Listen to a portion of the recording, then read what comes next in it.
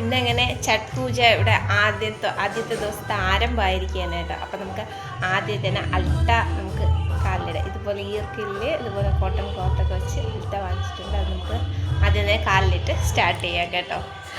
ആദ്യം തന്നെ ശങ്കുടുവിൻ്റെ കാലിലിട്ട് തുടങ്ങിയിട്ട് ഐശ്വര്യമായിട്ട് നമുക്ക് നമ്മുടെ പൊന്നിൻ്റെ കാലിൽ തന്നെ ഇട്ട് തുടങ്ങാമെന്ന് വിചാരിച്ചേട്ടോ. അവൻ്റെ കാലിൽ 2 കുത്ത് മാത്രമേ ഇട്ടുള്ളൂ. ഇവിടെ ആണുങ്ങൾ ഇത്രേ ഇടത്തുള്ളൂ കാലിൽ.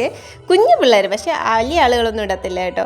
കുഞ്ഞു പിള്ളേർ ഇതുപോലെ കാലിൽ 2 കുത്തിടും കേട്ടോ. അത് കഴിഞ്ഞിട്ട് പിന്നെ നേരെ തന്നെ ഗംഗയുടെ കാലിലോട്ടായി. മോക്ക് ഇതൊക്കെ ഇടാൻ ഭയങ്കര ഇഷ്ടമാണ് കേട്ടോ. അങ്ങനെയാണ് നമ്മളിത് വാങ്ങിയത്. ദീദി നമുക്ക് കൊണ്ടു തന്നത്. ദീദി എന്ന് പറയുമ്പം നമ്മുടെ ഇവിടെ വീട്ടിലെ നമ്മുടെ ദീദിയാണ് കേട്ടോ. നമ്മുടെ സ്വന്തം ദീദിയെ പോലെ തന്നെയാണ്. ഭയങ്കര സ്നേഹമാണ്, നല്ല കാര്യമാണ്. ദീദിയാണ് നമുക്കിത് വാങ്ങിക്കൊണ്ട് വന്നത് കേട്ടോ. അല്ലാതെ നമ്മൾ പോയി വാങ്ങിയൊന്നുമല്ല.